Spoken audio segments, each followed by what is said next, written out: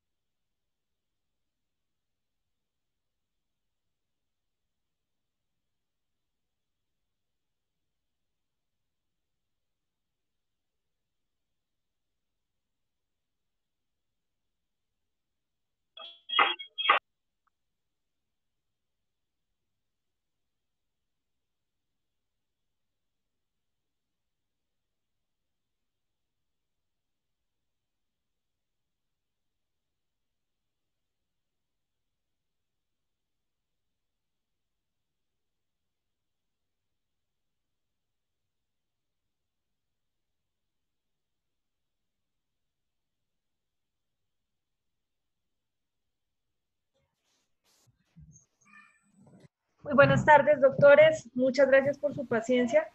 Buenas tardes. Disculpen la tardanza. Lo que pasa es que, pues, lo que les comentaba, la doctora Juliana ingresó faltando un cuarto y se quedó un poco más de las 6:05 mientras cierro Zoom y vuelvo a iniciar, se demoró un poquito. Entonces, teníamos una tarea, mis doctores queridos, tenían que analizar este caso bajo la jurisprudencia enviada y tenían una doble pregunta que solucionar. Es claro, doctores, y que dado que tuvieron más posibilidades, más tiempo para analizar el caso, no servirá como exoneración, pero sí para participación en clase. Los casos de exoneración los resolvemos en clase. Como ustedes pidieron más tiempo, pues este no será exoneración. ¿Listo? Entonces, vamos a escuchar las participaciones de ustedes. Tienen el caso en pantalla. Y ahora nadie quiere participar. Doctor Alvarado, por favor. No veo otra manito por ahí levantada. El doctor Oscar Giraldo. La doctora Marcela Ortúa. La doctora Qué pena, Diana, yo también, lo que pasa es que no puedo levantar la mano, no me da la opción. de acuerdo, Marcela Ortúa, Diana Patricia y luego el doctor JP. No veo más por ahí. Dame un segundo. El doctor JCA, que no sé quién será. Tiene una pierna rota. La doctora, la profesora. Silencien sus audios, por favor. Gracias. Vamos con ellos y con eso vamos mirando quiénes hacen falta. ¿Listo? Las personas que hagan falta ahorita después de la primera ronda les daré el uso de la palabra. Comenzamos entonces, doctores, los escucho.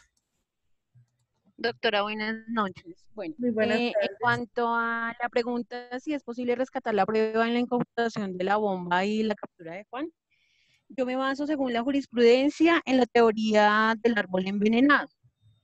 Esta teoría que nos dice que excluye toda prueba ilegal o ilícita que se haya obtenido en cualquier procedimiento, ¿cierto?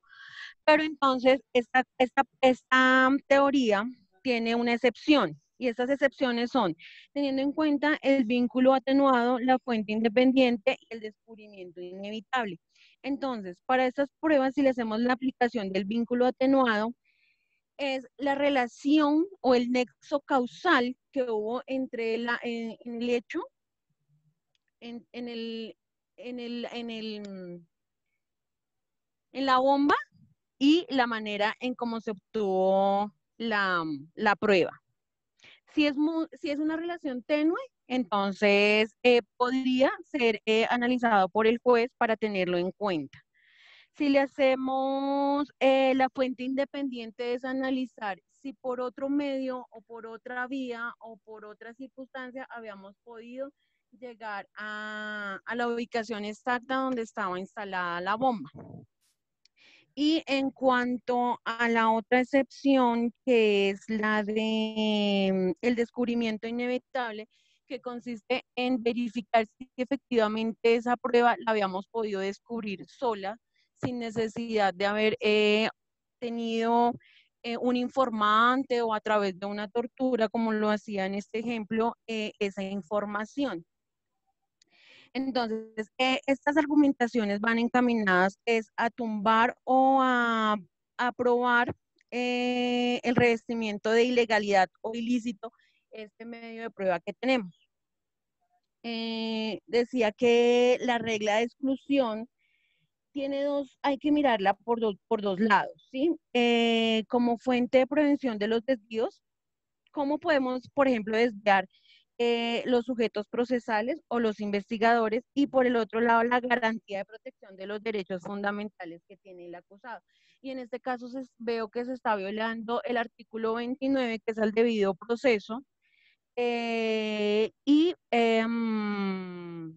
también tendríamos que analizar el artículo 181 del Código de Procedimiento Penal, donde nos dice la procedencia de la prueba. Y en este caso, esa procedencia de esa prueba es ilegal, ilícita, porque se está vulnerando derechos fundamentales.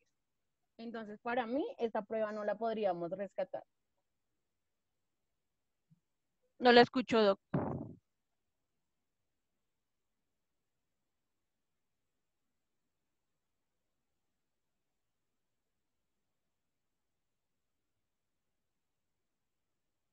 Doctora, no se escucha. Doctora, muchísimas gracias por su intervención. ¿Quién sigue?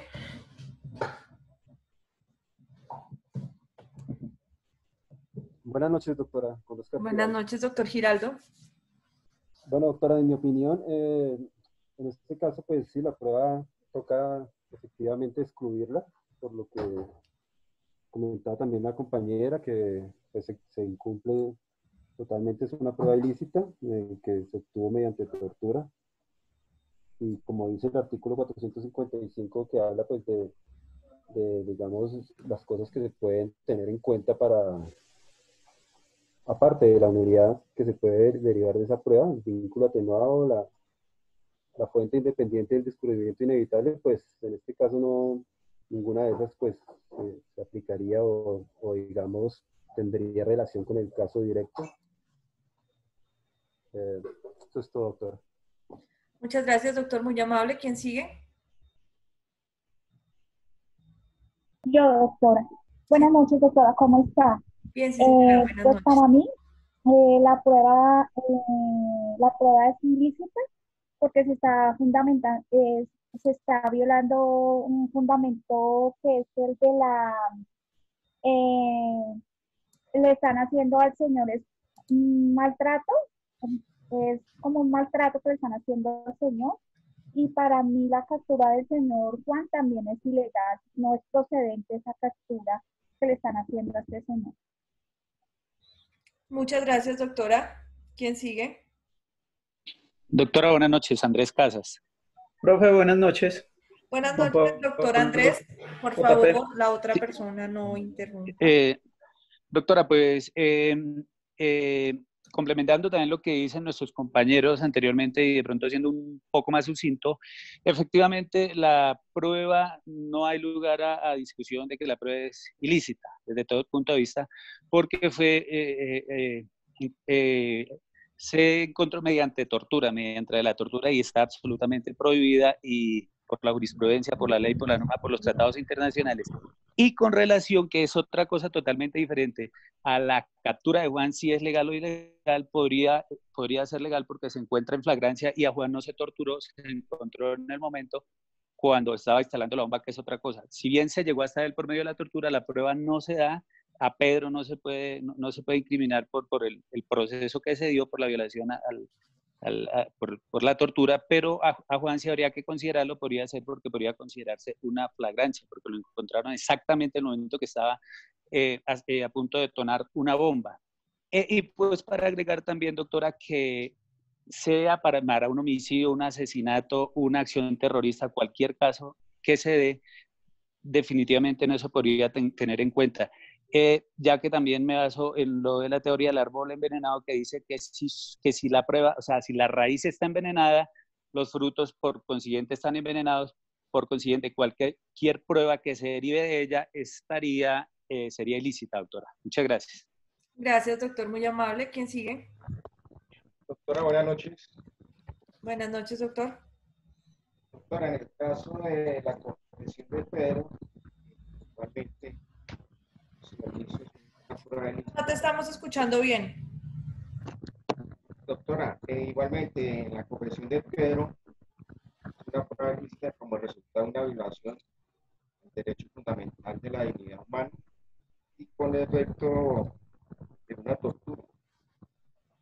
Y decíamos que hechos, elementos materiales probatorios y evidencias físicas que se hubieran obtenido con esta violación, pues serán efectos de plena nulidad, de pleno derecho de su juicio.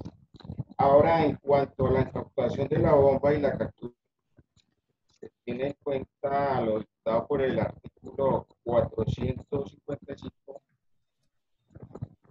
Código de Procedimiento Penal y analizando las excepciones de las que trata este artículo, la teoría de la fuente independiente parte que la existencia de dos pruebas, la legal y la ilegal, donde no hay un vínculo causal entre una y la otra, y se trata de establecer si se determina la evidencia, si tiene un origen diferente de la prueba ilegal obtenida, o en el caso de la fuente independiente, se trata pues de una prueba no se trata de una prueba derivada, ya que es una prueba de la cual no se predica ningún vínculo causal con la ilícita obtenida. Gracias. Gracias, doctor, muy amable. Por favor, las personas que ya intervinieron bajan la manito azul para no confundirnos ahorita con la segunda ronda. ¿Quién sigue? Yo, doctora. Gracias, doctora. La escuchamos. Pues, doctora, yo en consecuencia con lo que acaban de hablar mis compañeros, efectivamente la procedencia de la prueba es de manera ilícita, ya que pues sí está vulnerando todos los derechos fundamentales y es ilegal por la forma que lo manejaron. Pero en la teoría de los frutos del árbol envenenado hay unas excepciones, del cual hablan de un vínculo atenuado, una fuente independiente y un descubrimiento inevitable. La jurisprudencia hace un artículo en el cual dice que en este caso, como Estado, ellos son garantes de la sociedad. Por tal motivo, en este caso, era necesario la tortura, pues digamos, de este señor para conseguir información y poder proteger, digamos, lo que se dice, el bien particular por el general. Entonces, vulneramos este derecho, pero estamos protegiendo mucho más personas y el Estado como garante lo pueden hacer.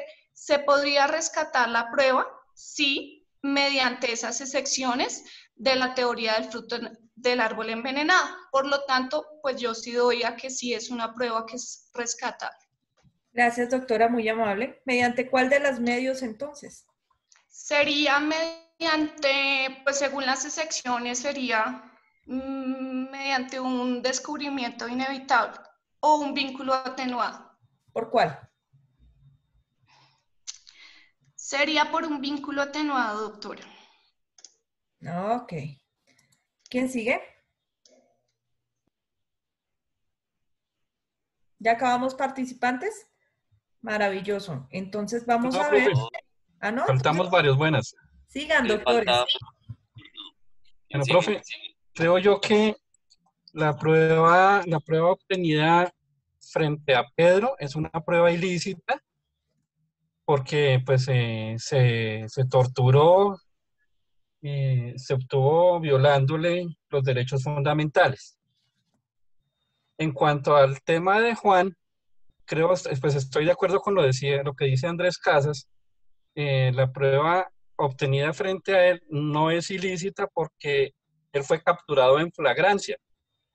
Entonces, en ese caso, sí tendría validez la captura de Juan. Muchas gracias. Gracias, doctor. profe. Muy amable. ¿Quién sigue? Creo que yo. Dale, Doc. Te escuchamos. Bueno, respecto a que se pueda dar que se rescate la prueba. En este caso ya la jurisprudencia ha sido clara en que la prueba, para este caso particular, la prueba es ilícita, toda vez que está lesionando un derecho, un bien jurídico de la persona que fue torturada. Por tanto, la prueba es ilícita, sin importar, o sea, sin distinción de la prevalencia de intereses sociales para descartar su evidente ilegitimidad. Entonces, lo que se ve allí es una cláusula general de exclusión de la prueba, doctor. Gracias. Doctor Vargas y luego el doctor Vermont. Y cerramos la discusión. Doctora, buenas noches. Buenas noches, doctor. Buenas noches. Bueno, doctora, pues yo estoy de acuerdo prácticamente con mi compañero anterior. Según pues la jurisprudencia ha sido bastante clara y en este caso pues referente al tema tanto de Pedro como de Juan, para mí la prueba es ilícita, es ilegal y no tiene de alguna forma de cómo rescatarse. Estoy en desacuerdo con mi compañera, creo que es Marcela, la que indicaba que de alguna forma pues ella defendía el hecho de la tortura por el bien común, pero pues no se debe, pienso yo, que simplemente ratificar o rectificar este hecho que, pues digamos que en el ejemplo la Fiscalía realizó, sino que obviamente se le deben respetar todos los derechos constitucionales y legales que tiene la persona, independientemente que sea el peor de todos, pues los delincuentes, ¿sí? No encuentro alguna forma para excluirla y de igual forma, pues a Juan, pienso que, como decía alguna de mis compañeras anteriormente, no hay como, no habría la forma de cómo llegar a esta prueba si no hubiera sido por la tortura que se realizó a Pedro. Entonces, pues como tal, el descubrimiento inevitable no calificaría y de igual forma la Fiscalía no tiene ninguna otra fuente para poder llegar a la bomba. Aunque haya sido descubierto en ese momento, pues en flagrancia, simplemente fue por la misma información que había pues previamente obtenido por medio de Pedro. Entonces, para mí no es una prueba rescatable. Muchas gracias. Muchas gracias, doctor Vermont. Lo escuchamos. Ay, qué madre. Doctor Vermont. Doctora, buenas noches. Buenas noches. De pena, es que a veces falla esto.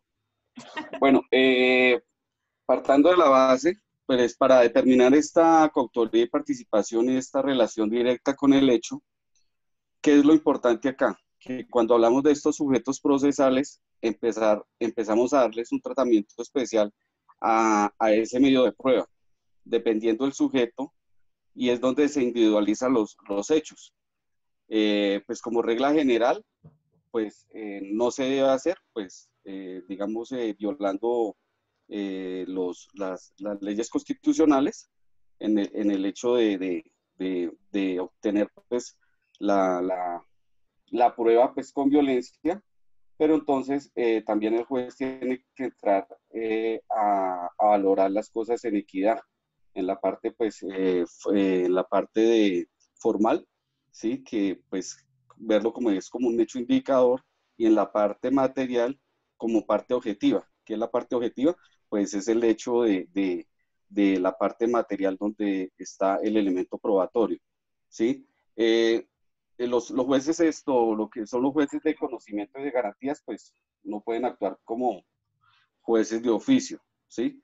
Pues desde que, digamos, se le presente ante ellos, digamos, el caso, pues de que ellos no tengan en cuenta cómo provienen realmente los hechos de la prueba, pues ellos tienen que recibir recibir el caso, y de recibir del caso, y porque de todos modos esto es un proceso de partes, y en el proceso de partes es donde se entra pues ya a cada uno pues alegar pues la situación de cada uno en la se me fue la individualización, doctor. Individualización de los hechos del delito. Gracias, doctor. Entonces, ¿se salva o no se salva la prueba? Sí se salva la prueba. ¿Por qué? Concretico, doc.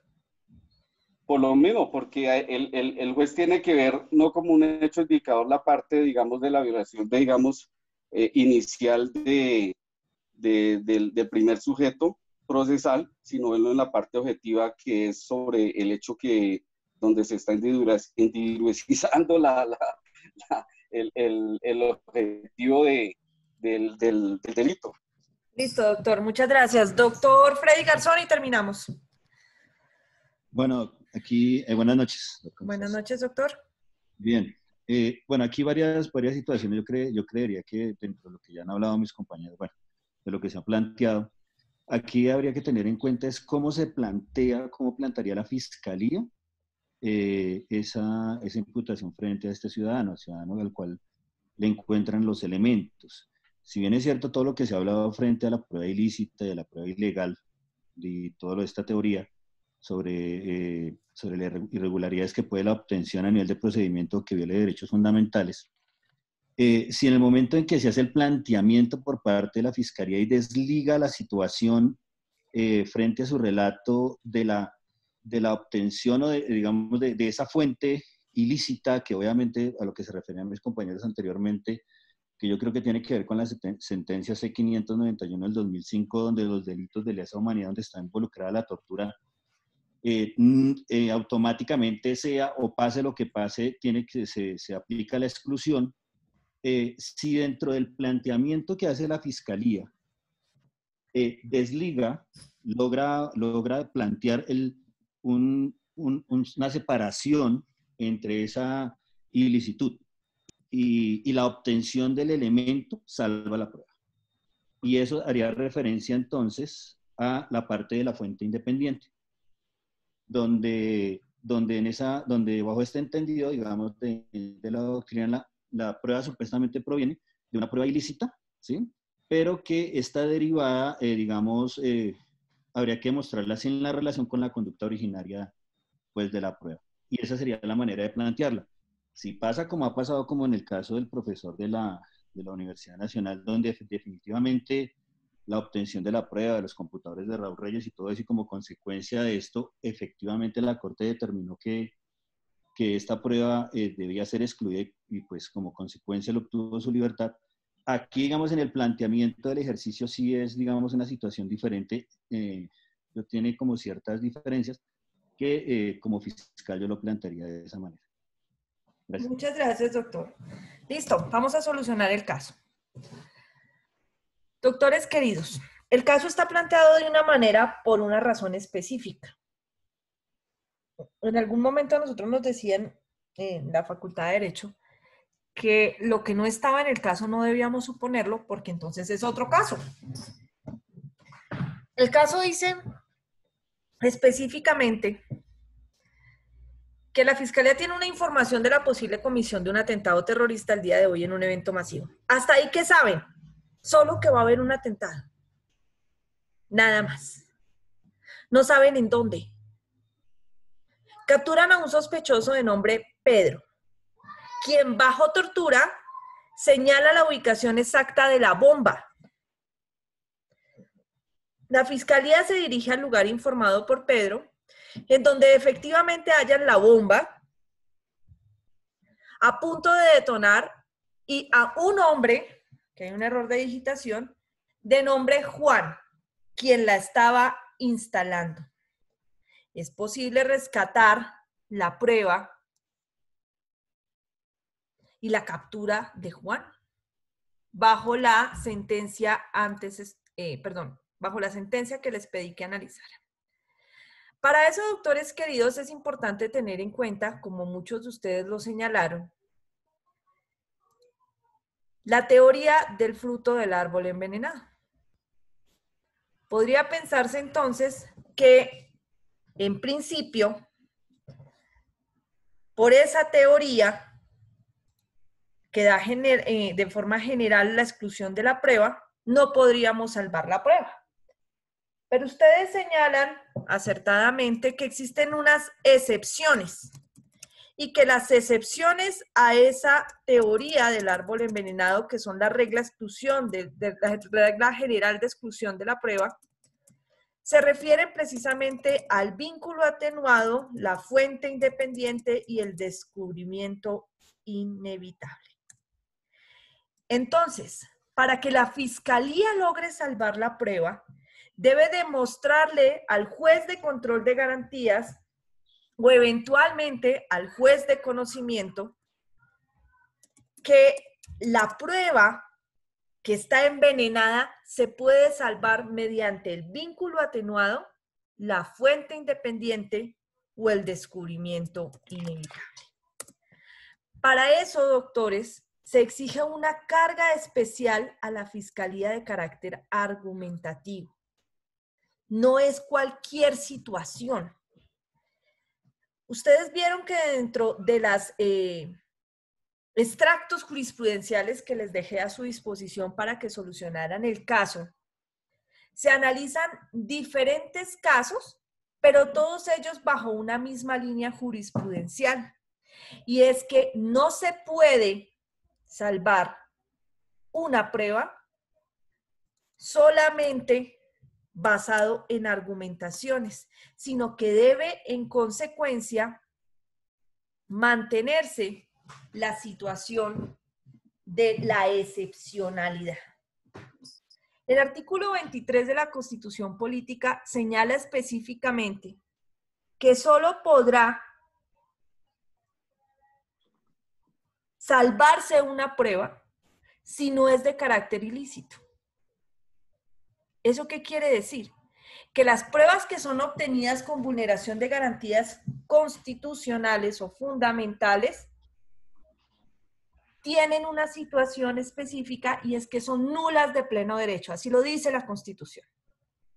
Pero más allá de eso, es cómo eso funciona en el Código Penal colombiano, en el Código Procedimental colombiano.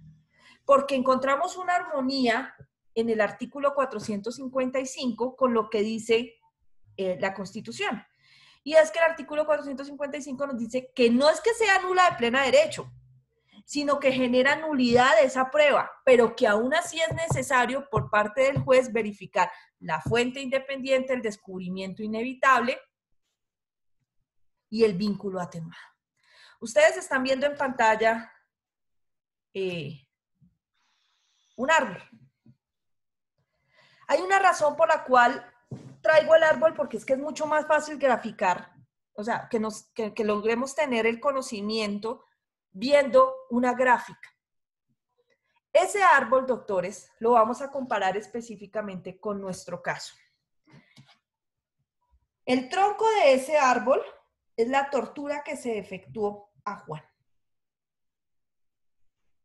Es la tortura que se efectuó a Juan.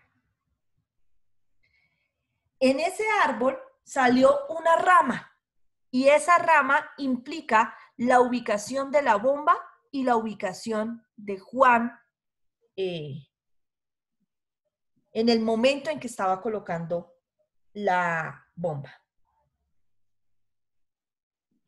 Entonces, si la rama está conectada al árbol, sobre ella también fluye el veneno propio del tronco del árbol.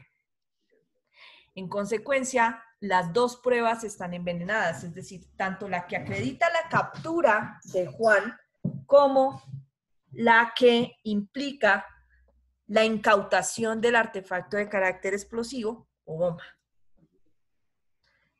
Vamos a ver si es posible desligar la rama del tronco mediante la fuente independiente, el descubrimiento inevitable o el vínculo atenuado. Fuente independiente. La Fiscalía General de la Nación llegó a la bomba y llegó a capturar a Juan de una forma completamente distinta a la información que entregó bajo tortura Pedro? No. De hecho, el caso no lo dice. Nos dice, mire, gracias a la información que da Pedro, la Fiscalía se dirige al lugar que él les dijo y allí es donde encuentran la bomba y de chiripa, por decirlo así, se encuentran a Juan que la estaba instalando. De manera entonces que no es posible eliminar ese fruto. No lo podemos eliminar. ¿Cómo no lo podemos eliminar? Porque esta rama que estoy pintando acá es la información que entregó Pedro. Sobre ella, sobre esa rama, se generaron dos situaciones probatorias. Una, que es la captura de Juan, aquí una manzanita, y aquí por el otro lado tenemos la bomba. Vean la conexión directa con el tronco, que es con la información que nos está dando Pedro. Siendo así, no hay ninguna fuente independiente. Vamos a ver entonces las otras dos excepciones. Vínculo atenuado o descubrimiento inevitable. Es que así Pedro no nos hubiera dado la información, nosotros habríamos llegado a la bomba y habríamos capturado a Juan. ¿Sí? ¿Cómo? ¿Cómo llegaron a la bomba y capturaron a Juan por una fuente completamente distinta a la información que entregó Pedro? No la hay. Entonces, ni hay fuente independiente, ni hay descubrimiento inevitable. ¿Por qué? Porque en el descubrimiento inevitable quiere decir que usted inevitablemente habría encontrado la prueba aún sin la información de Pedro. Y eso no lo acredita el caso. Vínculo atenuado. El vínculo atenuado implica que el fruto que se está recogiendo, por ejemplo, digamos que esta hojita de acá no es una hojita, sino es un fruto. Está tan separada de la rama que incluso tiene rota su conexión con ella y por ende, a pesar de venir del mismo árbol, no es contaminada por el veneno del árbol. Eso tampoco pasó acá. Así las cosas, no se acredita ninguna de las tres situaciones excepcionales que nos permitan salvar la prueba. Ni el vínculo atenuado, ni el descubrimiento inevitable, ni la fuente independiente. Justifican ustedes en algunos casos y dicen, ojo, es que el juez debe ponderar la situación para determinar que el derecho fundamental debe ceder frente al bien de carácter general.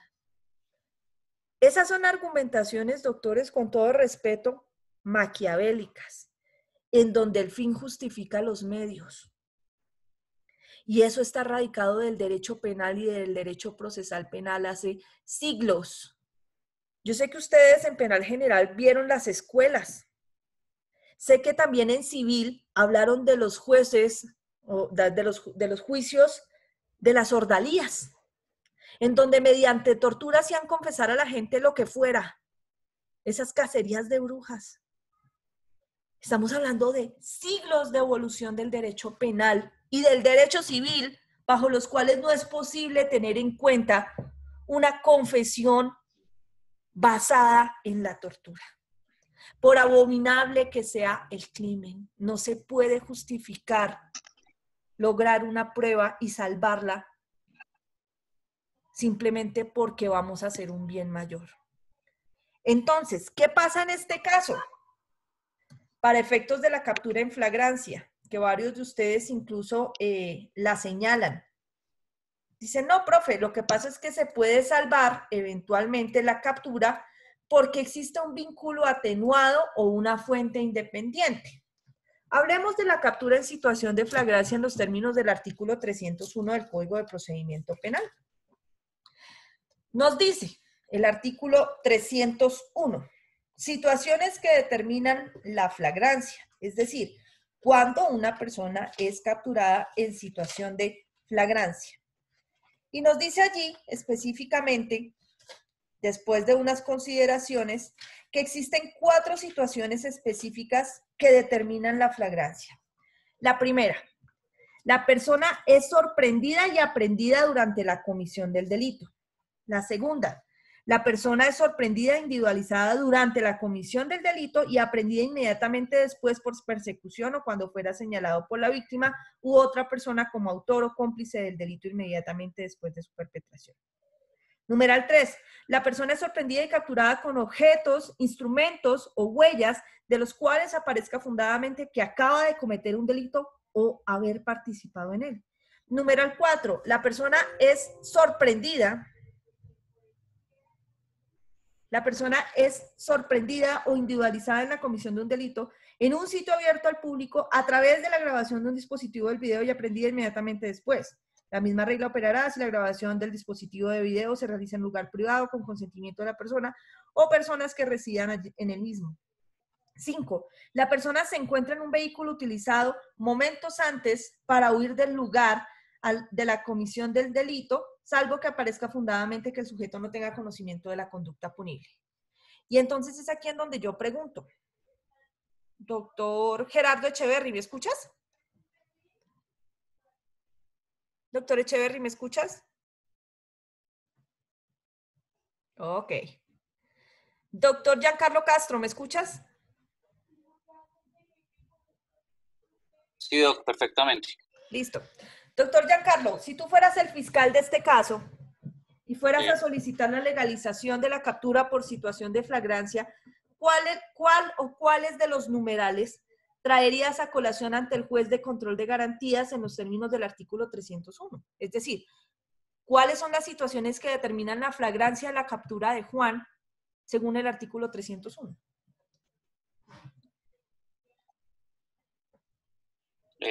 Doctora, no me carga la página. No me carga el internet. Donde esté, ¿No tienes código? que te sorprenda, es que no me quiere cargar de la página del Senado. Te la Pero leo. lo que...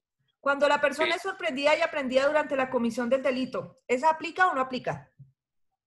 Por supuesto, porque la está armando para posteriormente No la está armando, la está poniendo. Está instalando la bomba ya. Está dejándola en el lugar. Listo. Entonces tú como fiscal dirías causal 1. Te pregunto, causal 2. La persona es sorprendida e individualizada durante la comisión del delito y aprendida inmediatamente después por persecución o cuando fuese señalado por la víctima u otra persona como autor o cómplice del delito inmediatamente después de su perpetración. ¿Se cumple o no se cumple en el caso de Juan? Creo que hay dos presupuestos, porque el sujeto torturado es el que está indicando dónde y quién va a instalar la bomba, quién va a colocar la bomba. Yo no te estoy preguntando eso, doctor. Te estoy preguntando si la situación del numeral 2 se aplica o no se aplica en este caso como situación de flagrancia. Sí, doc. ¿Aplica? Sí. Numeral 3. La persona es sorprendida o capturada con objetos, instrumentos o huellas de los cuales aparezca fundadamente que acaba de cometer un delito o de haber participado en él. ¿Aplica o no aplica? Si ya lo cometió, sí. Te la vuelvo a leer. La persona es sorprendida y capturada con objetos, instrumentos o huellas de los cuales aparezca fundadamente que acaba de cometer un delito o que participó en él. Sí, doc, que está participando en él. Listo. Numeral 4. La persona es sorprendida o individualizada en la comisión de un delito en un sitio abierto al público a través de grabación de un dispositivo de video. ¿Está o no está? Ese se llama, ese tiene un nombre, ¿no? Es testigo siliente. Y hasta donde sé, no hay cámaras. Listo. Entonces no está Usted no. presente. Causal 5. La persona se encuentra en un vehículo utilizado momentos antes para huir del lugar. ¿A Juan lo capturamos así? No. Listo. Entonces, según tú, están las causales 1, 2 y 3 de la situación de flagrancia para argumentar que Juan fue capturado en esa situación. Pues, señor fiscal, doctor Gerardo, hay un problema con la causal 2. Porque dice, la persona es sorprendida o individualizada durante la comisión del delito y aprendida inmediatamente después, por persecución o cuando fuere señalado por la víctima. Eso no ocurrió aquí. O sea que esa causal se cae. Ahora, veamos las otras dos. Tú me dices la 1 y la 3. La 1, la persona es sorprendida y aprendida durante la comisión del delito. Efectivamente, la persona fue sorprendida y fue aprendida durante la comisión del delito. Pero además le encontramos elementos, instrumentos o huellas de los que fundadamente nos permite establecer que participó en el delito. ¿Por qué? Porque le encontramos la bomba. Vamos a ver entonces si es posible mantener la situación de flagrancia excluyendo la prueba de la bomba.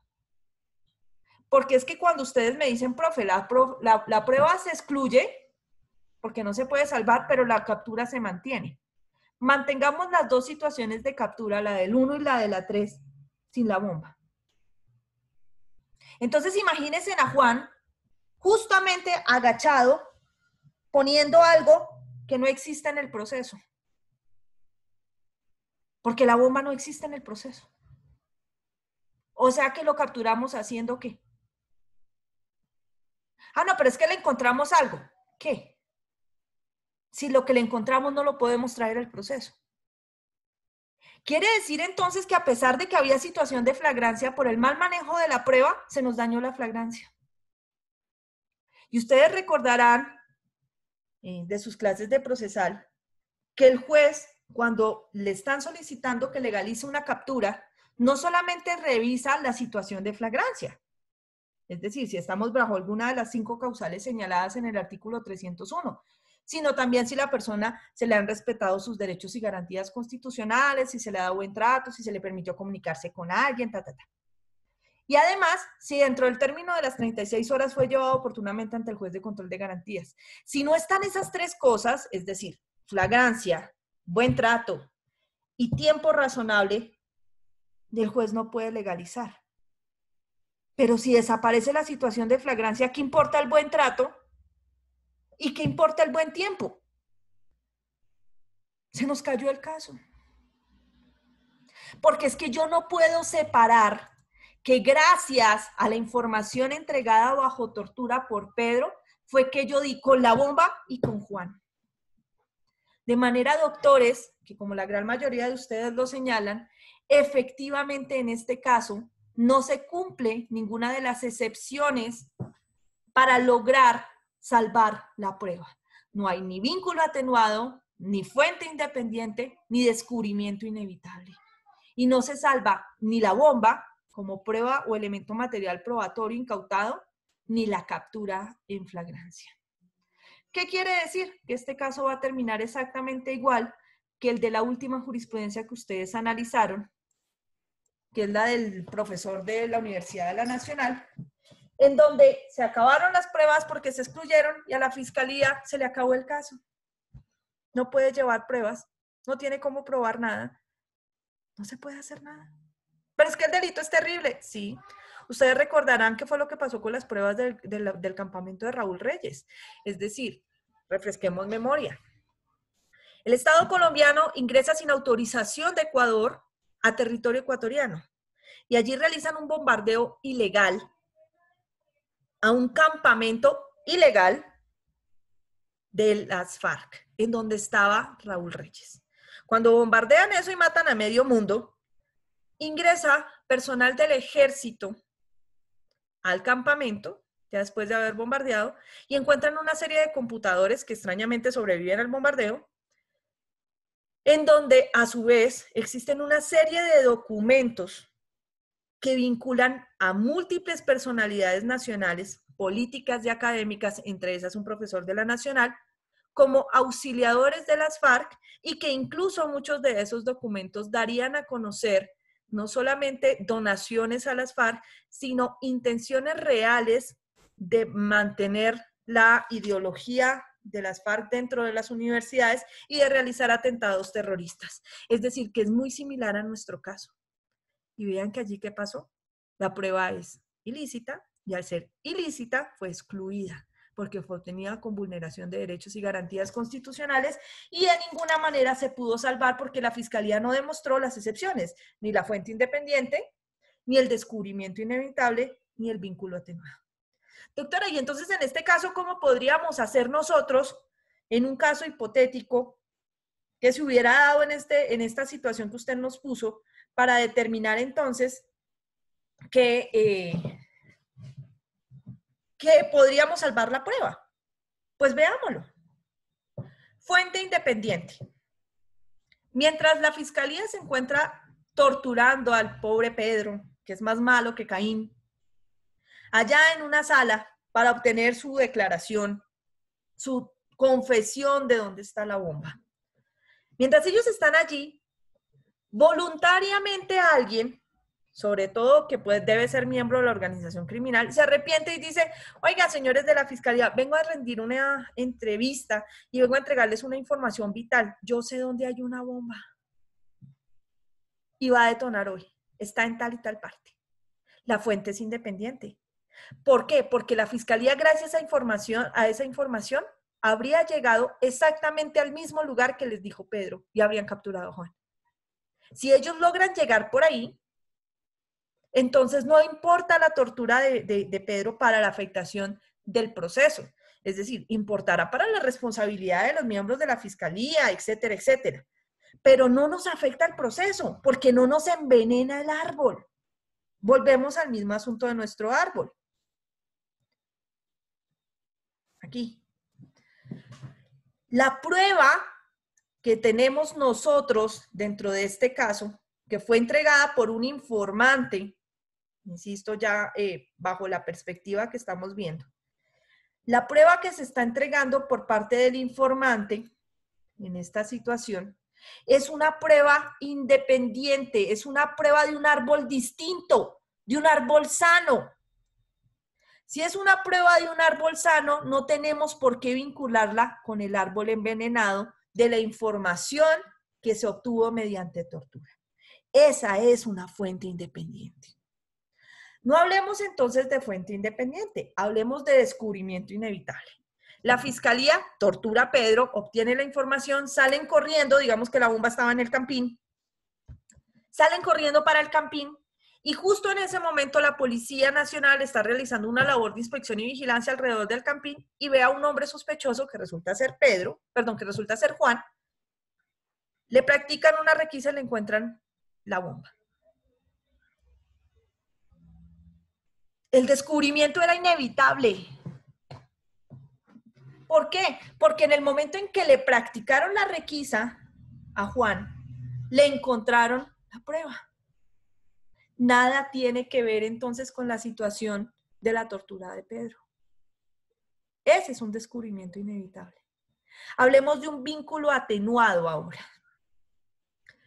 La fiscalía tortura a Pedro, van hasta el campín, encuentran la bomba, capturan a Juan, todo eso está ilícito. No sabemos por qué. Ese es el caso que tenemos.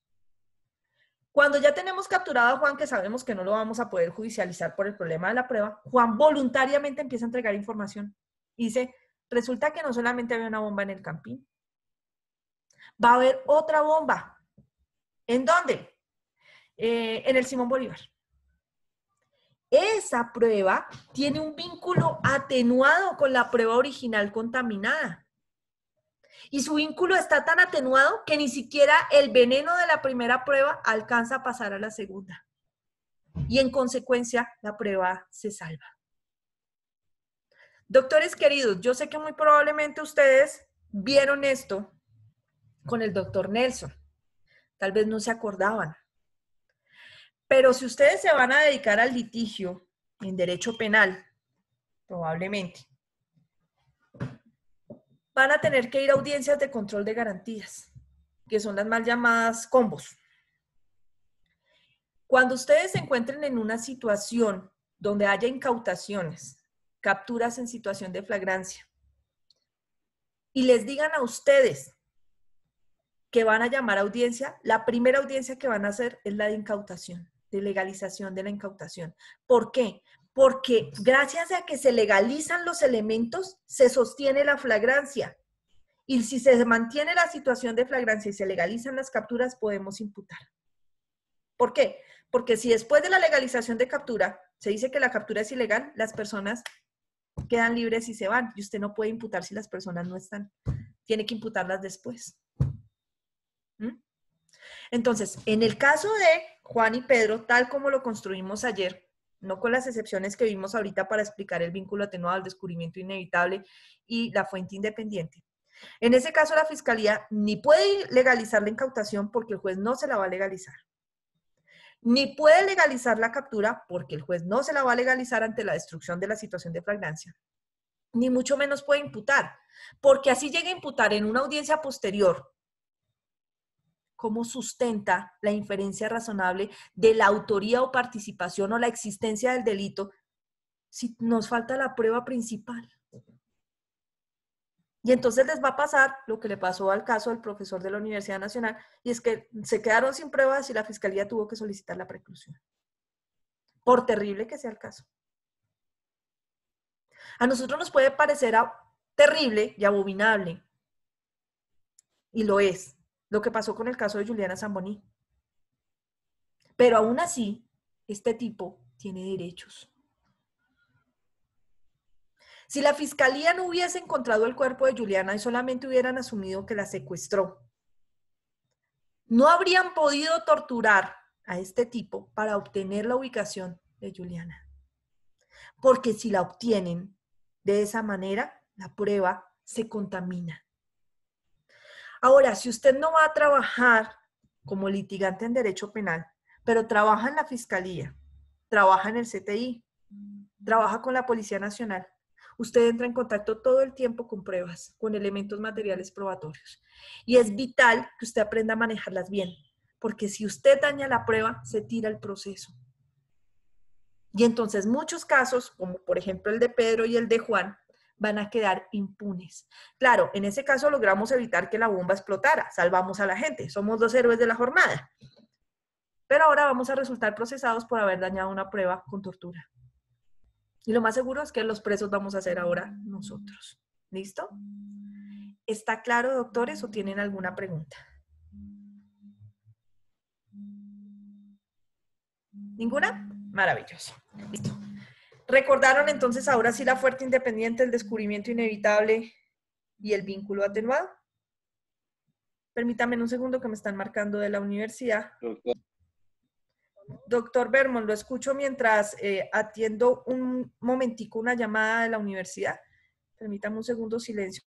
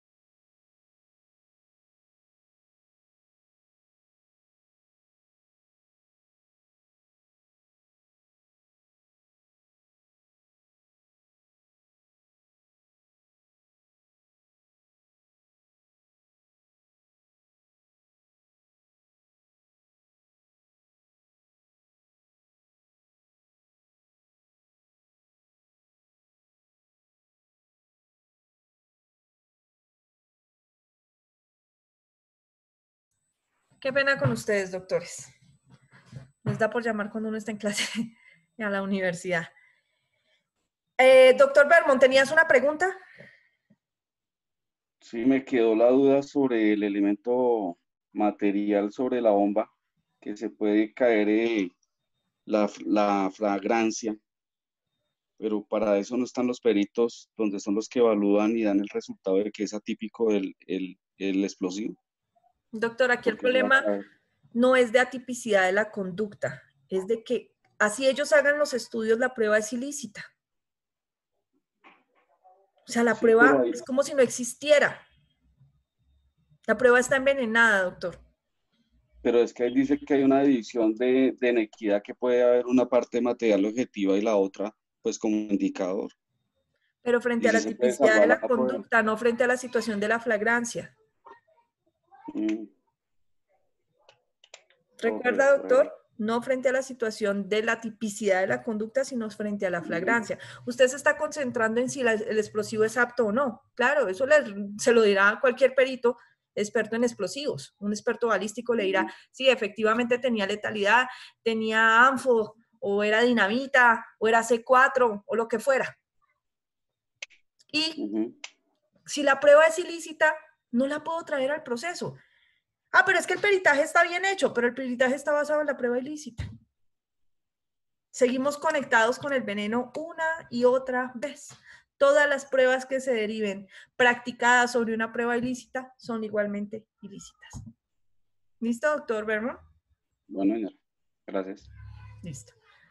¿Alguna otra pregunta, doctores? Ok. Entonces, redondeemos la situación.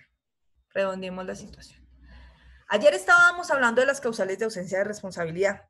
Dentro de las causales de ausencia de responsabilidad, nosotros estábamos analizando las posibilidades que tenía o no la fiscalía, eventualmente, o la defensa de presentar una causal de ausencia de responsabilidad. Ustedes se concentraron en este caso en determinar si la prueba era lícita o no, pero no argumentaron, y esa era la otra parte, sobre una causal de ausencia de responsabilidad. ¿Podría haber una causal de ausencia de responsabilidad sobre los miembros de la Fiscalía General de la Nación en lo que se refiere a la tortura? Es decir, ¿existe alguna situación que los salve a ellos de ser procesados por tortura respecto de Pedro? Los escucho, doctores.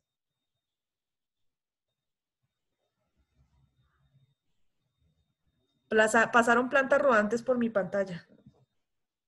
No los escucho. Doctora, buenas noches. Doctor Alvarado, lo escucho. Y después el doctor Castillo. Gracias, doctora. Doctora. Según el artículo 32. Sí, señora, bajo el artículo 32, ¿hay alguna causal? De la ausencia de responsabilidad, según las que habíamos hablado ayer, que vimos hasta las 5, para mí no hay ninguna ausencia de responsabilidad, porque en especial en el numeral 4, en la segundo inciso, dice, no se podrá reconocer la obediencia siempre y cuando se haya dado por tortura, y en este caso ellos generaron tortura sobre esta persona, entonces no hay ausencia de responsabilidad. Perfecto, doctora. ¿Y las otras causales, digamos las 5?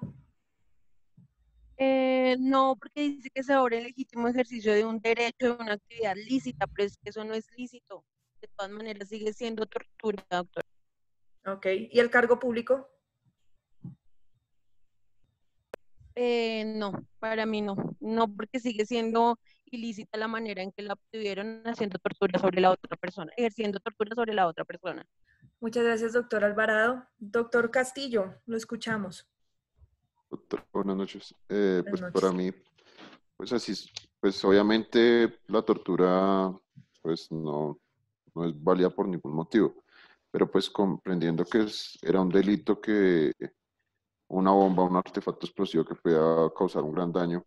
Entonces yo creería que pues sí hay una ausencia de responsabilidad en el numeral 1 y en el numeral, pues como en el numeral 7, no sé si estoy equivocado, pero creería que sí hay una ausencia de responsabilidad, porque pues ya que gracias al cargo, al cargo que ellos tienen, pues están tratando también de proteger las vidas y los derechos de otras personas. Porque bajo el numeral 1, ¿cuál es la situación de fuerza mayor o caso fortuito que se cumple en este caso para que se acredite la causal de ausencia?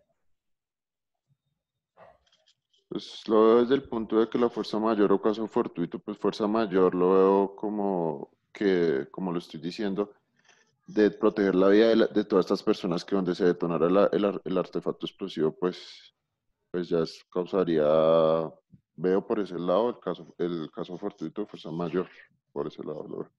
Listo, doctor Castillo. ¿Recuerdas que ayer cuando vimos la fuerza mayor y el caso fortuito les hablé de 3 teorías? Señora. ¿Cómo se cumplen en este caso?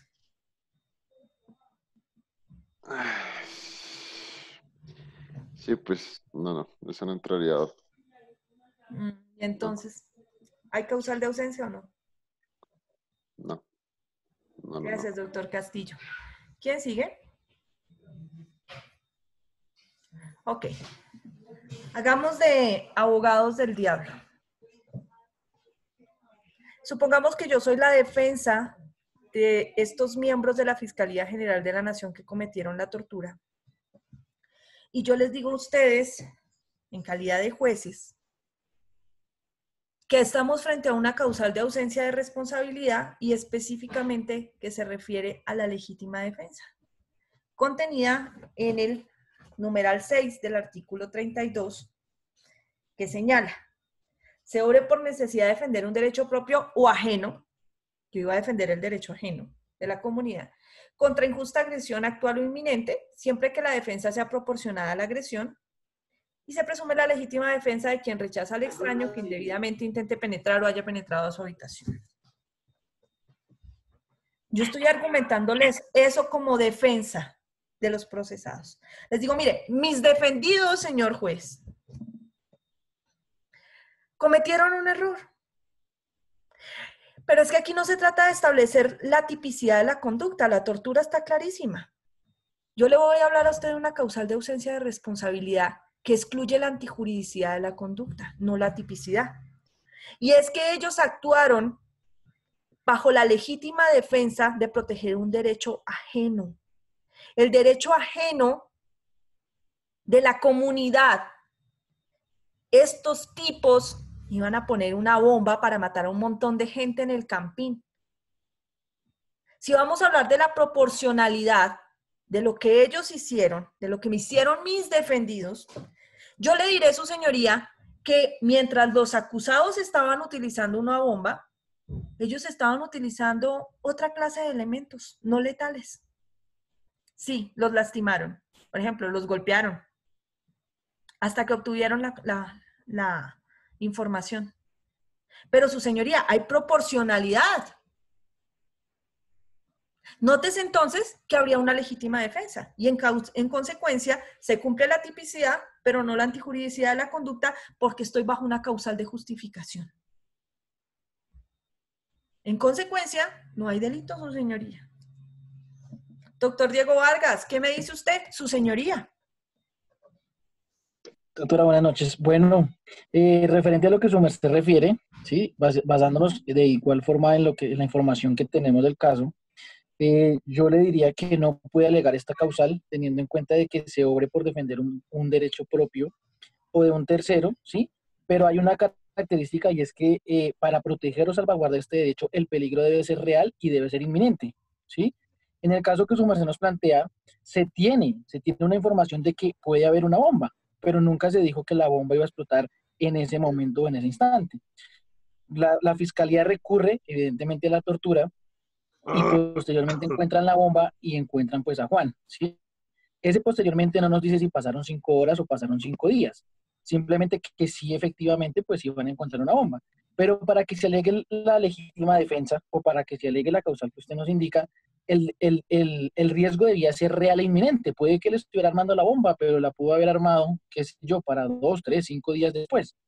No significaba que el peligro en ese instante fuera eso. Lo que dejaría a la fiscalía sin un argumento real, precisamente para eludir, por así decirlo, pues su responsabilidad, y más teniendo en cuenta que la tortura es uno de los derechos pues fundamentales, ¿sí? Consagrados no solamente en la Constitución, sino en los derechos humanos, la cual no tiene pues por ningún lado, por ninguna vía, cómo salvaguardarse o cómo irrespetarse, perdón, diría yo, ni cómo alegarse para que no sea, o para que sea justificada más bien en este caso.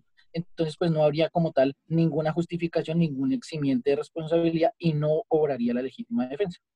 Gracias, doctor Diego Vargas. ¿Algún otro juez presente que quiera discutir la teoría del caso de la defensa? ¿Ninguno? ¿Todos de acuerdo con el primer juez? ¿Son jueces colegiados? Yo no sé si estoy de acuerdo, pero pues por una parte la Sala Penal de la Corte Suprema de Justicia ha indicado en repetidas ocasiones que cuando se defiende un bien jurídico tutelado propio o ajeno debe ser directamente proporcional a la agresión. Entonces yo creo que, o sea, uno, el sujeto hasta ahora estaba armando la bomba. Y dos, Doc. Te escucho. Estaba hasta ahora armando la bomba y dos.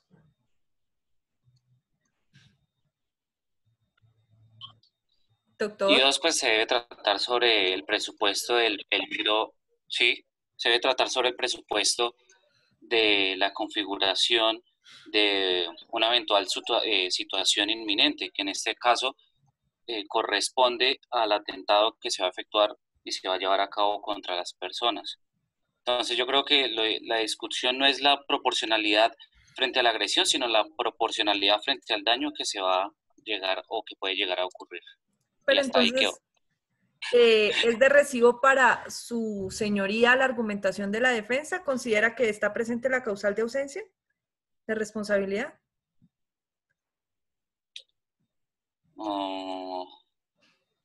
Si se obra bajo orden específica, quizás por orden de un superior, Pero esa es o una por, causal distinta. pero si es, bueno, sí, si es por legítima defensa, la legítima defensa se supone que va y propende proteger un bien ajeno. Entonces, en este caso, se opera la causal, doctor. O sea que gané. ¡Wow! Doctor José Díaz, te escucho. Doctora, Sí, señor. ese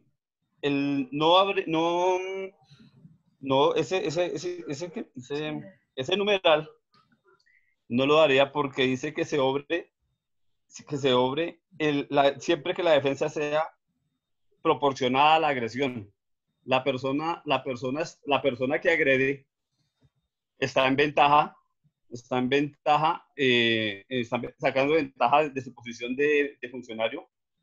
Y la agresión dice que la legítima defensa es cuando es directamente contra él o contra una persona de la familia, una persona cercana.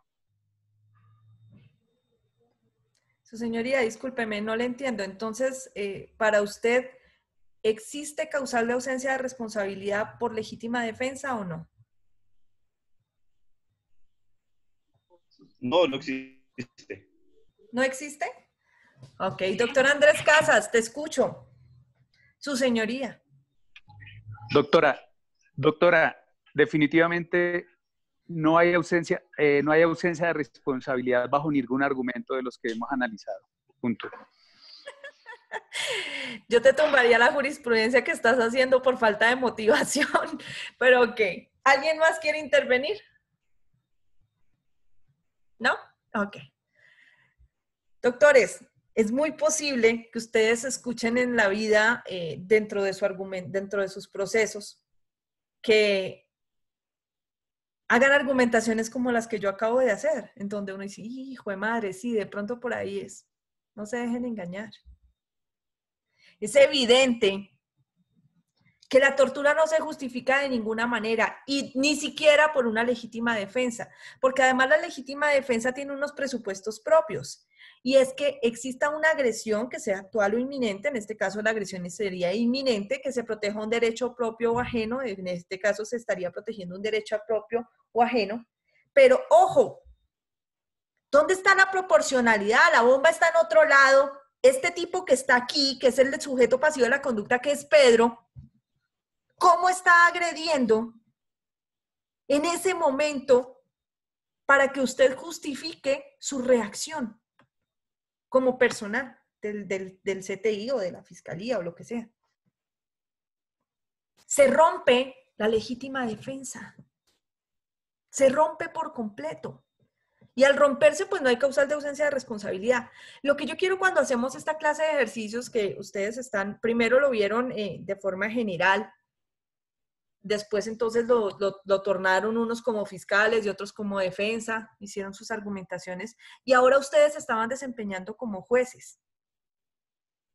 Miren que yo tuve la labia suficiente para convencer al doctor Giancarlo de decirme que hay causal de ausencia de responsabilidad en ese caso.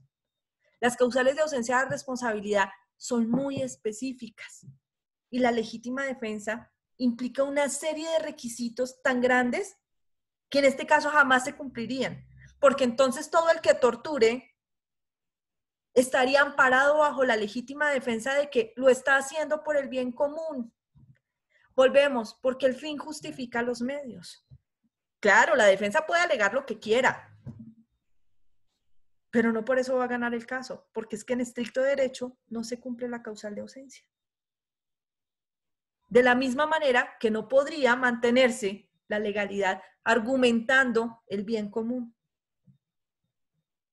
Estaríamos diciendo de una u otra manera, sería un contrasentido por parte del juez que diga que la prueba es ilícita, que no hay captura en flagrancia, porque todo fue obtenido con tortura, pero que aún así la tortura estaba justificada. Entonces, si estaba justificada, eso quiere decir de una u otra manera que la prueba no es ilícita y que la captura no es ilegal. Esos son errores de argumentación que se pueden cometer fácilmente dentro de los procedimientos y no solamente dentro del procedimiento penal. Ustedes van a encontrar independientemente de su rol y de su especialidad, que existen abogados capaces de hacer argumentaciones como las que acabo de hacer, en donde uno se pone a pensar en donde eso realmente tiene razón o no. Ojo con eso. ¿Listo? ¿Alguna duda hasta ahí? Listo. Continuemos entonces con las causales de ausencia de responsabilidad. Comparto pantalla, esperemos no se vaya el audio. Ayer vimos hasta las 5.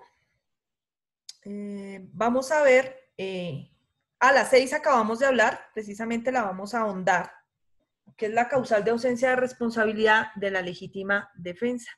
Nos dice, se obre por la necesidad de defender un derecho propio o ajeno es posible, contra injusta agresión actual o inminente. Ojo, actual o inminente no se refiere a que sean sinónimos. Actual es ahorita, está ocurriendo en este momento. Inminente es que innegablemente va a ocurrir en este momento. Siempre que la defensa sea proporcionada a la agresión. Es muy común que existan unos errores de argumentación o de entendimiento frente a que la proporcionalidad en la legítima defensa se predica de las armas.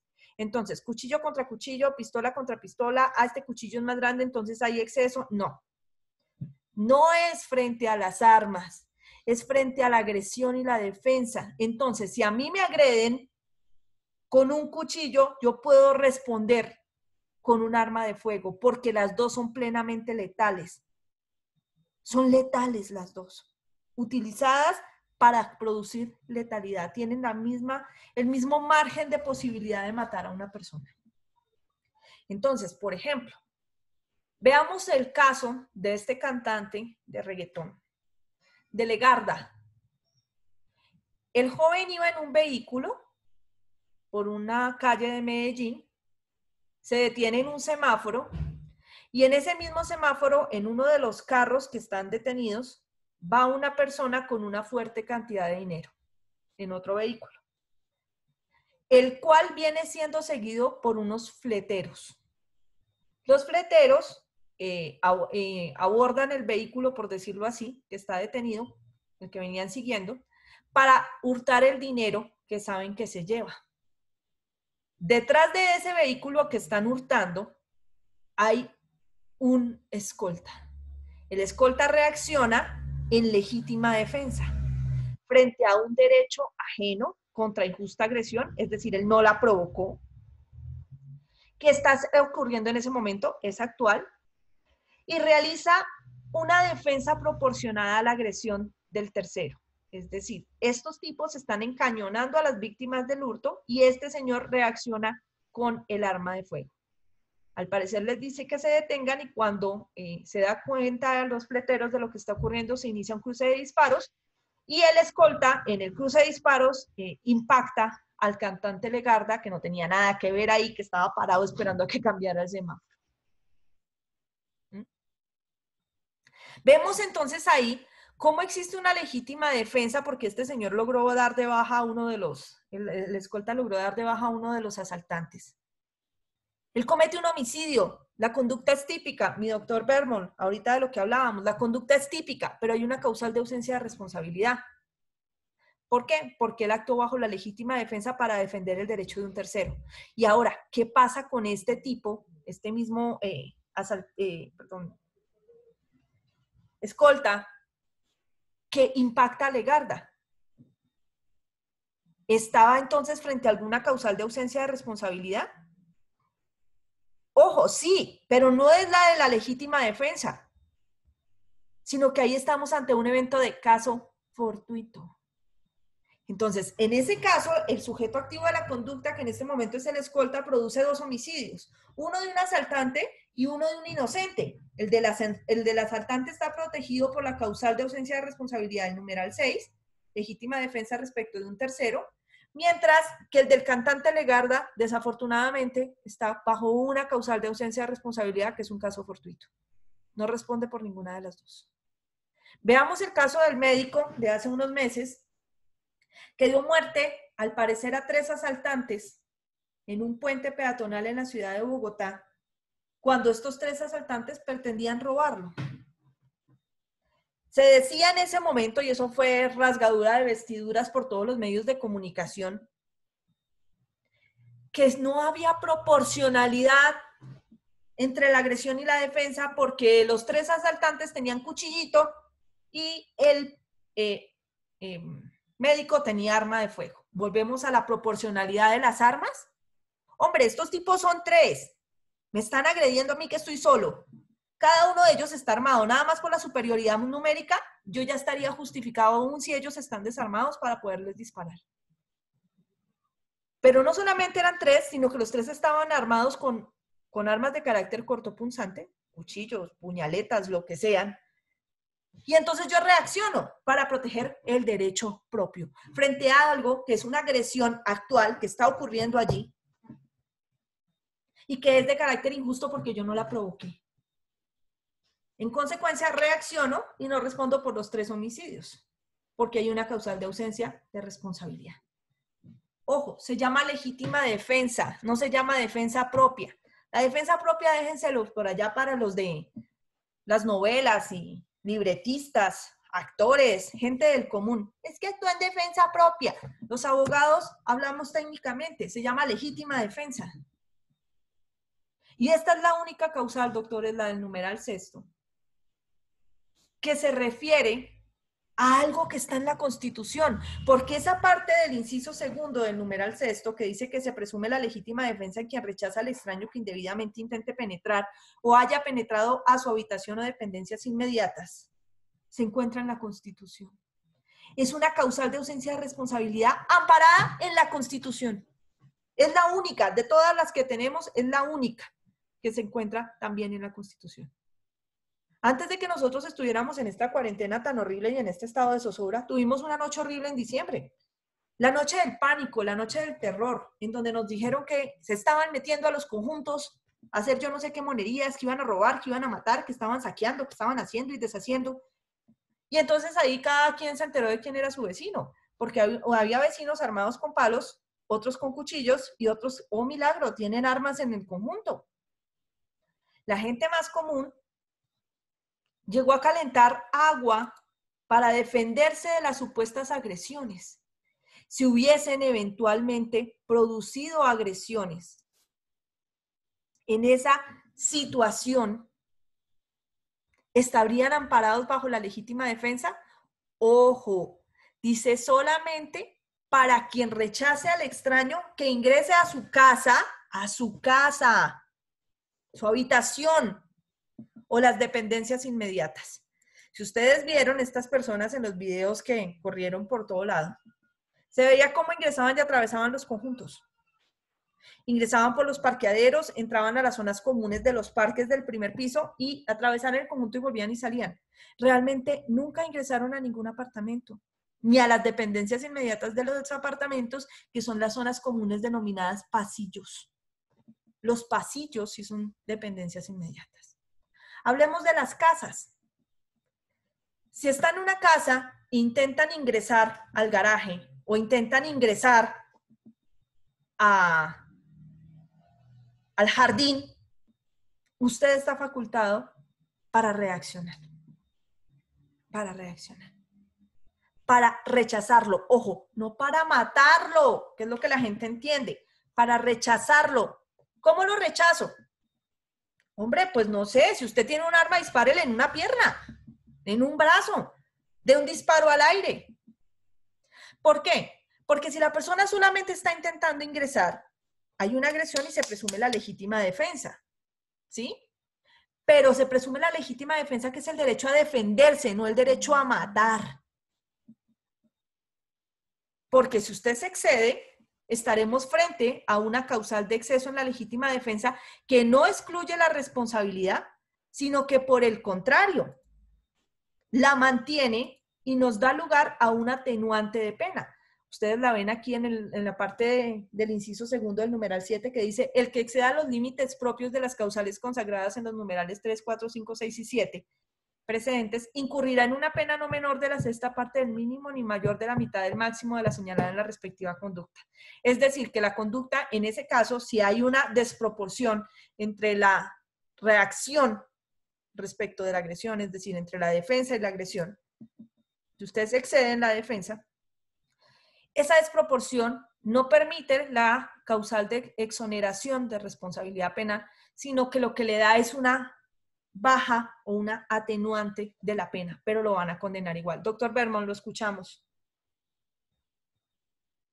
Doctora, ¿y si lo causa el vigilante? ¿Perdón, Que es el doctor? que está, si lo causa el vigilante que está en custodia del conjunto. Mira lo que dice acá, se obre por la necesidad de defender un derecho propio o ajeno. Contra injusta Doctora, agresión. no se le entiende, qué pena. Doctor, permíteme un segundo y dejo de compartir Ahora sí pantalla. la oigo bien. Ya, listo. Mira el numeral sexto. El numeral 6 dice claramente, cuando se actúe por defender un derecho propio o ajeno, el vigilante estaría defendiendo el derecho ajeno de los habitantes de la copropiedad. Pero ojo, él no está facultado para disparar porque sí. Se necesita que haya una proporción entre la defensa y el ataque, y adicionalmente, si las personas solamente están ingresando, por decirlo así, al conjunto, pues no son las dependencias inmediatas ni la habitación de él.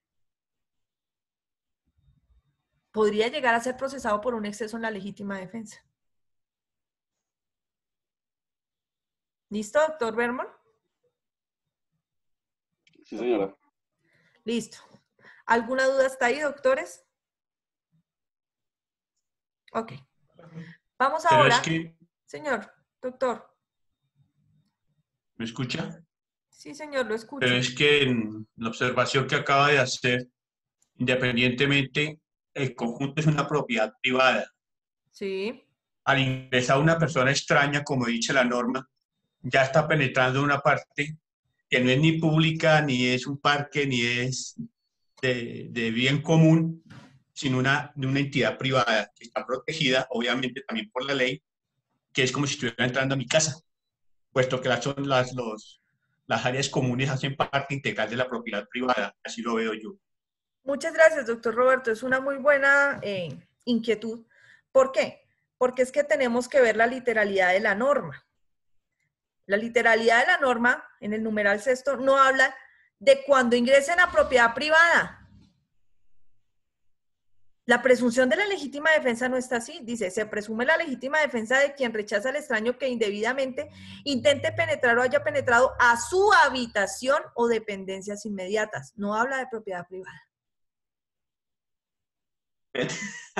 Pero si vemos, dice, a su habitación o dependencias inmediatas. ¿Qué es la dependencia inmediata de una habitación? No. Yo lo estaba viendo en conjunto. Aquí vuelvo y repito yo. Yo soy dueño de una copropiedad. Ajá. ¿Sí? Por participación. Sí. Por eso lo he hecho es una propiedad privada. Yo contrato, ¿cierto? Un vigilante para que la proteja en completo. Es como decir, si yo en mi finca, o sea que en la finca si alguien se entra y me roba el ganado, por no haberlo estado el ganado dentro de la casa como tal, yo no podría actuar. No, doctor, es que vuelvo y te digo, tú puedes actuar. Es que la legítima defensa es el derecho a defenderse, no el derecho de matar.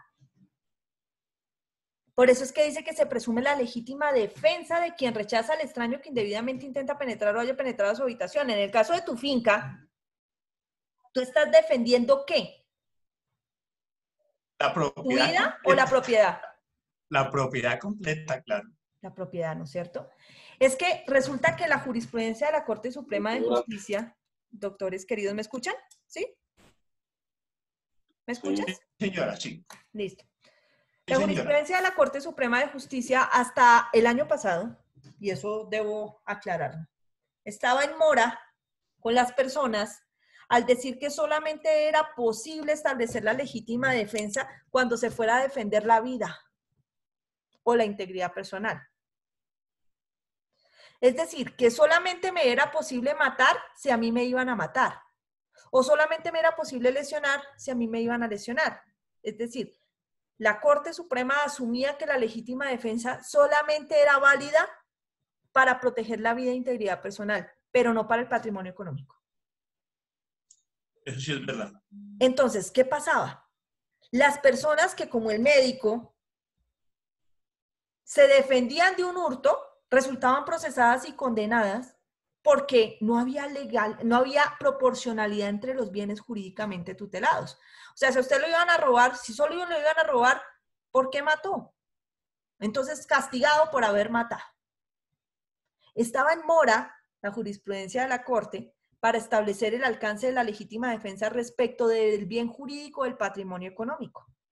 Ahora, desde el año pasado, se permite la legítima defensa para proteger el patrimonio económico, en una interpretación extensiva de ese inciso segundo del numeral sexto del artículo 32 del Código Penal. Entonces, ¿qué ocurre? Dice, claro, se presume la legítima defensa. Usted se puede defender, pero usted no puede matar. Porque usted tiene permiso para defenderse, no para matar. Si usted mata y la persona solamente lo iba a robar, usted está en un exceso en la legítima defensa. En el caso del médico, se señala que lo iban a matar. ¿Por qué? Porque si a mí me están intimidando con armas de cortopunzantes entre 3 tipos a las 3 de la mañana sobre un puente, pues no será solamente porque me van a consentir, ¿no es cierto? Recuerda que el numeral sexto dice no solamente frente a la actualidad, sino frente a la inminencia de la agresión. Es inminente que me van a matar. Antes era como que primero espera a ver si le dan una puñalada y ahí sí usted puede reaccionar. No, esas cosas son absurdas. Eso hace que sea imposible la legítima defensa. La legítima defensa ahora se permite frente a otros bienes como el patrimonio económico, pero frente al derecho de defenderte, no frente al derecho de matar. Entonces, por ejemplo, en el caso del vigilante, si el vigilante ve que se metieron al conjunto, está facultado para proteger el derecho de los cohabitantes por legítima defensa, pero no para matar. ¿Entendiste, doctor querido? Sí, correcto. Ya, perfecto, gracias. A ustedes. Listo, doctores. Vamos entonces Doctora, ahora. perdón. Señor doctor José Díaz, señor. Doctor José. ¿Tiene usted una Si pregunta? las personas que entran al conjunto, si las personas que entran al conjunto llevan armas de fuego y el vigilante tiene arma de fuego, ¿ahí no hay igualdad? Recuerda que no solamente se predica de las armas, sino de lo que están haciendo, ¿no? Frente a la agresión. Eventualmente, si se están metiendo al conjunto con armas de fuego y ya están adentro, el vigilante eventualmente podría dispararles. Ojo, dispararles. No necesariamente matarlos, pero sí dispararles. Ah, listo, doctora, gracias. ¿Listo? Listo, doctora, gracias. Doctor Bermond, ¿me iba a decir usted algo? Sí, lo que pasa es que me queda en duda que dice que en legítima defensa, pero digamos, cuando el ladrón viene a agredirlo a uno, pues uno cómo va a saber si lo va a matar o no lo va a matar o solamente lo va a robar, ¿sí? Y hay muchas ocasiones de que pues va a robarlo, pero el tipo de un momento a otro le mete la puñalada como pasó con el cura, que le metió una puñalada en el pecho, en el corazón, lo mató, entonces uno como que tiene que esperar. Si uno ve que lo va a agredir, pues automáticamente pues él ya me está agrediendo, personalmente pues uno reacciona y pues para mí haber una legítima defensa ahí. Sí, doctor, no tenemos discusión frente a eso. Estamos de acuerdo. No es que yo necesariamente tenga que esperar a que me apuñalen, pero si ya me apuñalaron, pues obviamente que puedo contestar. Sí puedo matar. ¿Listo? Doctor Bermond, ¿me escuchaste? Bueno. Doctor Bermond. Sí, señora. Pero... Listo. Señora. ¿Me escuchó? No es que se va la voz y no le escuchó. Doctor Bermond, ¿me está escuchando? Ahí sí le estoy oyendo. Perfecto. Voy a quitar mi video para que no tengamos inconveniente. Aló. Doctor Bermond, ¿me escucha? Sí, señora. Listo. Doctor Bermón, no tenemos ningún punto de debate o de controversia frente a eso. Es evidente que yo no tengo que esperar a que me den una puñalada para responder, pero si ya me la dieron, pues estoy más que facultado para responder. Incluso para matar. Sí, señora, claro. Entonces no tenemos inconveniente frente a eso, doctor. Estamos de acuerdo. ¿Listo? Pero pues en el momento que me va a hacer la agresión, ¿cómo voy a saber si me va a apuñalar o no me va a apuñalar? Sí, o me va a agredir de otra forma. Que puedo estar evidentemente en peligro. Pues yo puedo reaccionar inmediatamente y darle baja. ¿Pero a qué se refiere inmediatamente? ¿Inmediatamente frente a qué? Desde que llegue y le dice, venga, Pues en la misma, entrégueme en la misma las cosas. reacción. O sea, ¿Sí? ¿a qué se refiere inmediatamente? O sea, desde que llegan y me abordan y me dicen, yo, bájese de las cosas, o desde que me muestran el arma. ¿Qué es el inmediatamente? Sí. Pues normalmente siempre llegan con el arma. Ok, o sea, cuando llegan con el arma y se la exhiben, usted está facultado para reaccionar, y en eso estamos de acuerdo, pero no para matar.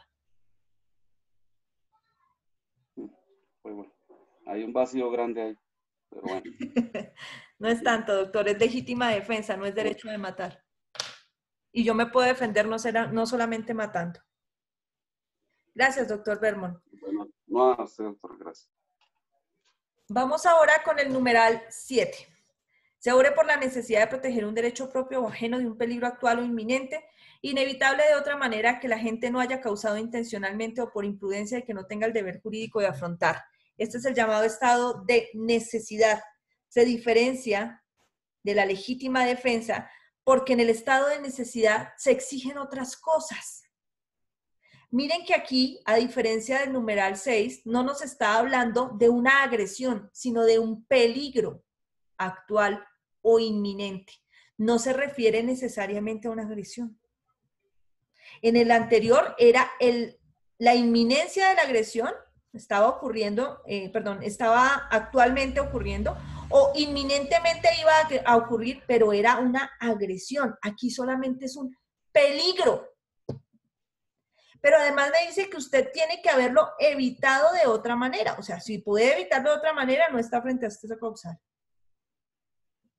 Que usted no haya causado lo que le está ocurriendo, es decir, el peligro actual o inminente. Que no lo haya causado ni con intención ni con imprudencia. Y que usted no esté en el deber jurídico de afrontar. Cuando ustedes vieron derecho penal especial, quizás escucharon hablar dentro de las modalidades del hurto de los llamados hurtos famélicos. Los hurtos famélicos se refieren a los hurtos de comida, por hambre, por necesidad. Ah, entonces cuando yo tengo hambre estoy facultado para robar. No, señor, porque entonces que lo escuchan los venezolanos se nos meten a todos. No. Se trata precisamente de que usted cumpla los presupuestos que dice la norma. No solamente es que tengo hambre, es que lo que me robé es apenas para calmar mi hambre. Y adicionalmente, ni yo lo causé, ni por imprudencia, ni lo podía evitar de otra manera. Es que yo tengo hambre, pero es que yo no tengo plata porque es que yo no quiero trabajar. Ay, no, mijito, olvídese. Estamos hablando frente a estados de necesidad. Hablemos de un caso hipotético. Hay un bombero que va pasando por una calle y ve un incendio. Y entonces él ve a la gente que está pidiendo auxilio por la ventana y dice, ay no, pero es que de aquí a que yo me ponga a abrir la puerta, eso me toca es tumbarla y después entonces van a decir que esa puerta tan cara y me la van a cobrar. No, más bien yo dejo así. Es decir, él prefiere no incurrir en el delito de daño en bien ajeno para no salvar una vida. Este es un estado de necesidad en donde, ¿qué ocurre? Si el bombero llega a ingresar y rompe la puerta y salva a las personas, estaría bajo realmente la causal de legítima defensa. Pero ¿qué pasa si el bombero se da cuenta que una de esas personas necesita un inhalador? Y al frente hay una droguería y está cerrada. Pues él rompe la puerta de la droguería y se mete. Ahí no es el incendio. Se mete y saca el inhalador y lo salva. Es un estado de necesidad. En ese momento no había otra manera de evitarlo. Él no lo provocó. ni intencionalmente ni por imprudencia, y no estaba en el deber jurídico de afrontar. El estado de necesidad se confunde fácilmente con la legítima defensa. ¿Por qué? Porque tienen muchos elementos que se comparten. Ahí está el derecho propio o ajeno. Nos hablan de un peligro actual o inminente, pero en el otro nos hablan de una agresión actual o inminente. Aquí nos hablan de inevitable de otra manera, en el otro lado nos hablan de proporción.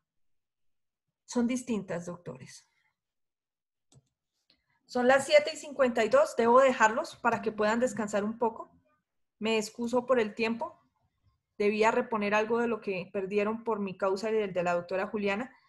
Les deseo lo mejor, doctores, que descansen. Como siempre es un gusto. Doctora, muy amable, gracias. Hasta luego. Doctora, buenas noches, muchas gracias. Gracias, profe. Muchas gracias. Doctora, muy buenas noches. Muchas gracias. Muchas gracias.